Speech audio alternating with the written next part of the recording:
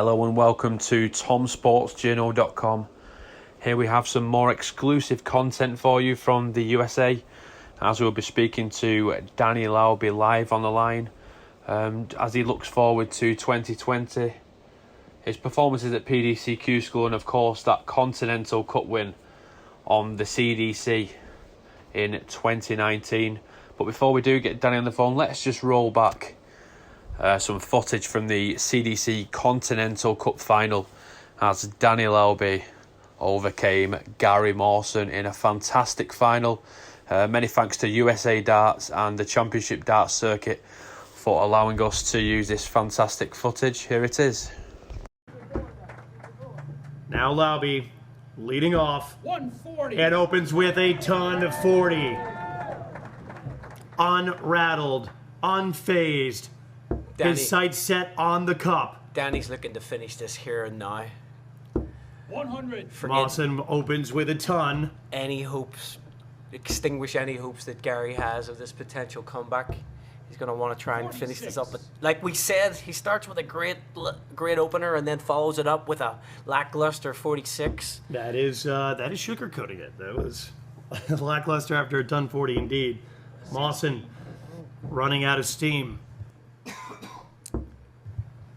Lauby trying to find the treble again. 60. Maybe a little bit of adrenaline kicking in at this point, knowing that the cup is within his grasp. Yeah. Oh. Mawson, maybe a little bit of nerves. The crowd looking pensive, once energetic, rowdy, jumping on chairs, dancing up and down the aisle. Now Puffing watching. the cheeks, wiping the sweat in the hands. Starting to feel the occasion here, and rightly so. Mawson 100. very, very keenly slows things down a little bit now. Lauby, the rapid fire. 100. There's a ton from Lauby. Leaves him 155. Every treble's worth their weight in gold right now for both these players for different reasons. Ton 40 for Mawson would be paramount to his success. Needs his third one to drop. 100. And it does not. Not the end of the world, but Lauby can hit any out at any time to win it all. Danny Lauby is not going to be able to do it this round. Gives himself another incredible out. Mawson has to hit this. There's the first dart. Oh, he dragged that very Heartbreaker. low. And This now, is it? Danny Lauby looking with a slight smile on his face. Double eight, single eight. 2 4s. Falls in, and there it is! Danny Lauby takes down the reigning champion, Gary Mawson, and has won your 2019 Continental Cup.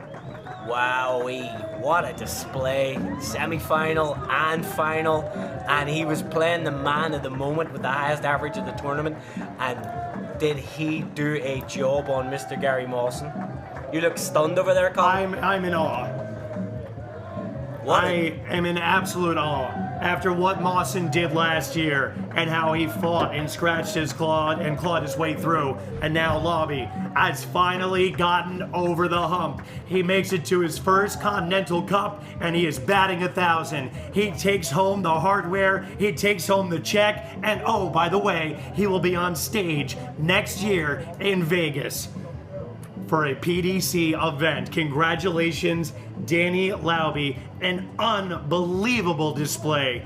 His wife, his kid, his dad must be over the moon. Hello there, Danny. I hope you're good. We've not spoke for quite a while. It's great to catch up with you. So just how are things with you at the moment, mate? Obviously, 2020 started at PDC School. You had another good run there. Just coming up short in terms of a PDC Tour card. But you must be confident ahead of the start of the year. Hey Tom, yeah man, I'm doing great. I hope everything's good with you as well. A lot going on with me. You know, I have the baby here and just have the whole family going on. And Q school was a big event for me. It was important, and I felt like I did play well. I came close, and I'm really looking forward to this coming season. Anyway, I have state this weekend, Indiana State. It is a soft-tip event, which I haven't done in a while, so I'm looking forward to playing against Indy's top players. I've won the singles the last 2 years, so I'm looking to repeat. I'm really excited for just the future of this year. The CDC, PDC in New York. I've been hitting the practice board with all the developments in my career as far as management. It's just got me really, really excited. It's got the blood going. So I'm looking forward to everything coming, Challenge Tour and all, which I believe I will be at in April. I believe that's when the next event's at. So looking forward to it, and things to come. Yes, and quite rightly, as you mentioned there, you qualified for the US Darts Masters in June in New York City this year. You must be so pleased with that. The first player, obviously, to qualify for the tournament so far prior to the start of the CDC season. In a couple of weeks' time, obviously winning the CDC Continental Cup last year. Just taking you back to that moment. It was a great achievement to win the Continental Cup, and you did it with relative ease in terms of result, winning quite convincingly in every single one of your games, especially in the final, that 8-2 win over Gary Mawson, who himself had a decent run over at PDC School in Wigan. Just how would you assess last year, and was it the icing on the cake, of course, to win the CDC Continental Cup? Yeah, I was really happy if I played at the Continental Cup. I played some great players who, in their own right, are all capable of winning any event they enter. I think I just found I was in a happy place mentally. I didn't put any over needed pressure. I just tried to keep it simple and play my game, and I got into a rhythm early in every one of my matches. And I know that anytime I do that, I'm definitely a player to be taken seriously and capable of winning anything. As far as the CDC, last year was kind of hit and miss. I did win one of the events in Canada, and I also had some other good showings, but there were also several weekends where I went out like first round and lost to some good darts. I think that this year I'm looking forward to a big year. I'm more inspired and motivated than I've probably ever been. Really looking forward to New York. I've been really excited to practice. Every practice session to me means something. Now, not that it didn't before, but it's just I feel like I'm really playing for something, and this could be a huge year for me, and I'm really looking forward to it. Yeah, and I think the most exciting thing from your point of view, Danny, is that throughout the Continental Cup, the averages were probably below your normal performance levels. That just shows that you've won those games convincingly. Your doubles have been on point, but your overall average, I mean, you've seen you average a lot higher on the CDC Tour consistently. But that must be something that excites you, that you can produce maybe your B game and it can be enough with some good, decent finishing. We've seen you on the CDC Tour over the last 3 or 4 years, and your averages have been up there, increasing year by year. I mean, last year you was in the 90 to 95 range quite consistently, with the odd ton plus average here and there. And the standard on the CDC Tour is increasing all the time. I think the last 2 years especially, the quality of players that the CDC are attracting with their events. I mean, Jeff Smith, look at Jeff Smith now, PDC Tour card holder in January. He played on the tour last year. Kylie Edmonds chucked in several ton plus averages. Danny Baggish, he entered a few events averaging some stratospheric numbers. The CDC events are attracting some of the best names in North America, and that's what they set out to do from day one, to let the best players in North America battle it out to win their events, and the rewards are there as well. Obviously, you've qualified for the US Darts Masters through the Continental Cup, but there's the North American Championship to play for an Ali Pali spot, and there's also the opportunity to qualify for the World Championship as the top-ranked USA player in the CDC Order of Merit. So the rewards are huge, and as you say, this year could be a big year. Yes, I've definitely noticed the averages going up every year, and mine as well. And one thing I've really learned about myself is that I definitely play to my opponent, which is probably my favorite part about competing in CDC and playing overseas, is that everyone is, you have to be able to play in the 90s regularly, and soon enough it's going to be that way in the hundreds. And I know I'm capable of that, and I want to get to a point where I'm just consistently doing that. I don't want to rely on my opponent throwing 100 average on me for me to have to do the same. And that's kind of what I mean with my practice sessions lately. I've been more focused on my averages, but that could be a bad thing too, because you could throw an 88 average and have the game of your life, and it's only an 88. I know I've played several matches that I've won, and I see the average, and it felt way higher than that.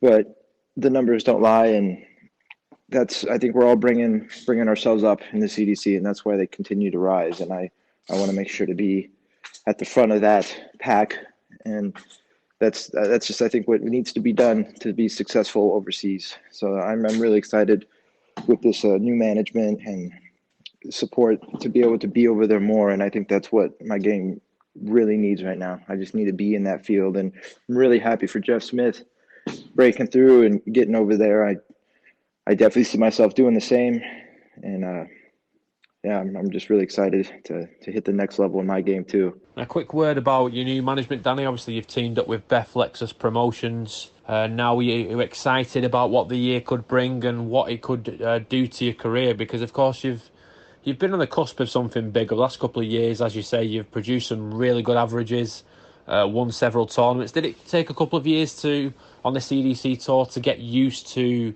winning games, maybe game by game, and then winning your first event? Those small steps, it's really all worth it now, isn't it? Because you're used to winning games now, winning tournaments, and it's all about pushing on and developing as a player, because no matter how long you've been in the game, you're always developing and you're always learning. So what's the goal for 2020? Is it just to win as many of these CDC events as you can? And obviously you mentioned going to England, competing on the PDC Challenge Tour. But because that can be a massive, massive boost in terms of experience in development playing on the Challenge Tour, because people often see the Challenge Tour as a sister tour for the PDC main tour. It's not as good, but the standard of darts thrown is preposterous on the Challenge Tour. I mean, just go to Dart Connect and look at the averages the last couple of years. The Challenge Tour is very, very difficult, but on the other side of that, it can be really good for your experience and your development as a player. I think I had a really natural entrance into the CDC. I felt like that first year I played pretty well. I beat a lot of big names I'd never beaten before. I was really excited to prove myself. One thing I hadn't had a taste of, though, was getting that big win and making it towards the end of the tournament, to the finals. I learned a lot about myself as far as endurance and keeping your energy up, how much to practice, and it's really taken my game to a whole nother level. I think learning to win is a very hard thing to do. No matter how much you practice, you have to put yourself in these situations. And truth be told, in my experience anyway, you have to have your fair share of losing a lot. And I think once you lose well, you learn to win. And I've lost plenty of games, and I've always felt motivated after a loss. Even if I'm angry at myself, I'm always excited to get back to hitting the practice board and coming back to the next event. So, as far as this year's concerned, I couldn't be more excited for this year. My goal is definitely, as it's always been, to get some more first place wins, experience, and like you say about the Challenge Tour, although it is the second tier for players, it is.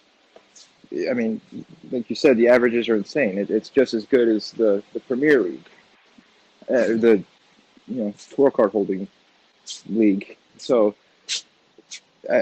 once again, just same thing as the CDC. Just being in that room and playing those players, it's gonna make me better just doing it. So, I'm really excited just to put my hat in the ring. And obviously, of course, Danny, you've got a young family.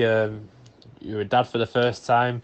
Do you think that gives you that extra motivation to go to events and do well, knowing that you've got a family to support? I mean, some of the PDC players, such as James Wade, Michael Smith, Gary Anderson, they've all admitted on occasion that being a dad doesn't put pressure on them. It makes them it gives them puts that fire in the belly, and that gives them that extra bit of motivation to do well. Would you say that, obviously being a dad for the first time now, playing in PDC events, CDC events, it's made you more hungry to win? Yes, 100%, without a doubt.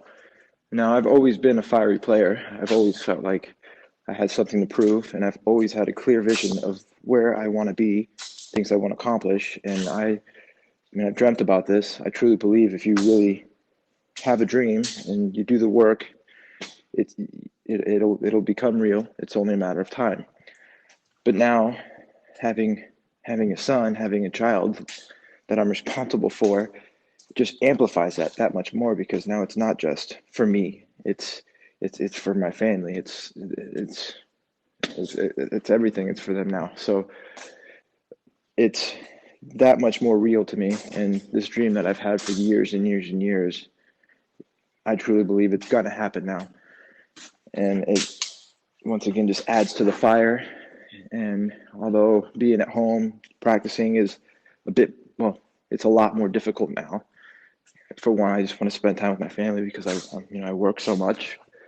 But I know I have to focus and continue to do the work and practice. And I think it's in a lot of ways, being at home and trying to focus, practice, and having a baby crying and a 4-year-old running around and the distractions and me running to focus through that.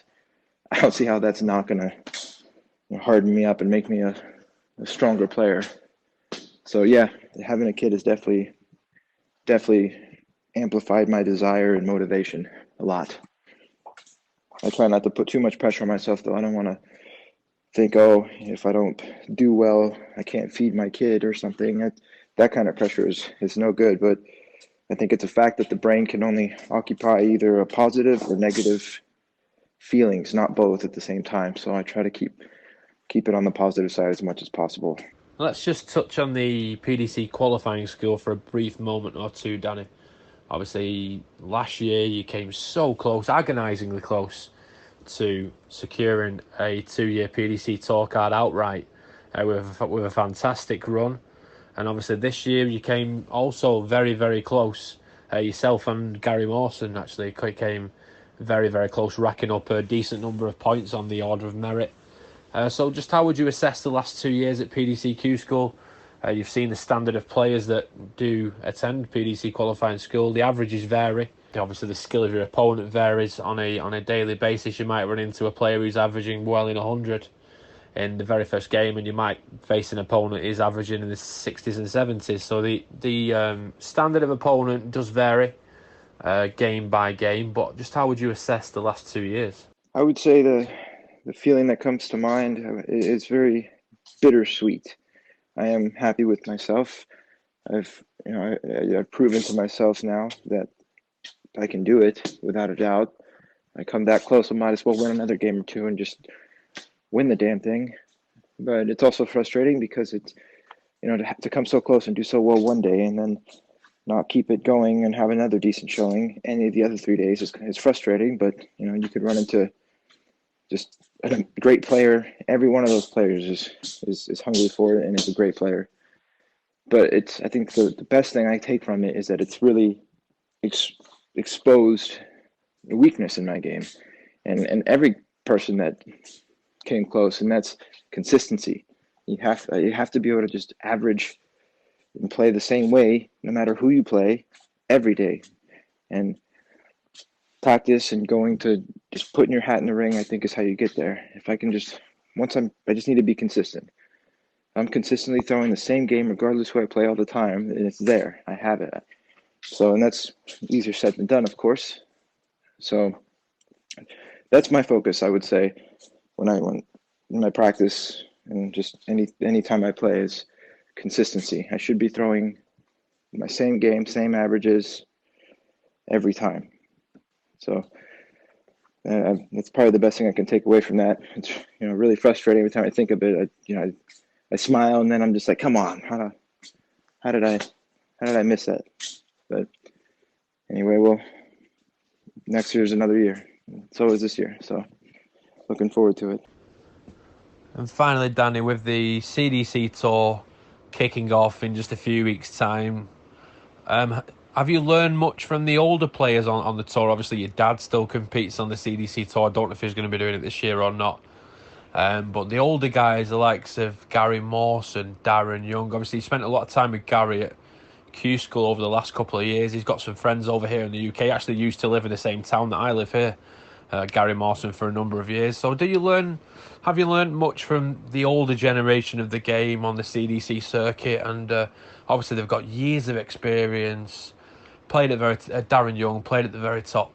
Played for the USA in numerous World Cups. I think he's played at every single PDC World Cup. So they have bags of experience, and I'm sure they've had wise words for you down the years as you've progressed as a young player and matured into a very, very good player now. Oh, definitely. I feel like I've known some of these older players my whole life. I remember going to tournaments when I was a young teenager with my dad and watching him play them, these giants of the game. And, I've gotten much closer with them since the CDC Tour. And Gary's one of my favorite people. We've had a bunch of good encounters on and off the board. I think as far as what I've really learned from them is, because I've studied them a lot, I really am fascinated with their ability to win, to know how to win, and to get through games even when they're bad. That's something that a new player or not experienced player or not so experienced player would be able to do. And they just have it down. And I love studying them and watching, how they go about a day in a tournament. How much, how they pace themselves, little things, even like when they eat, what time of a tournament when you're doing a long all-day tournament do you eat or relax or sit down? How long do you sit down for?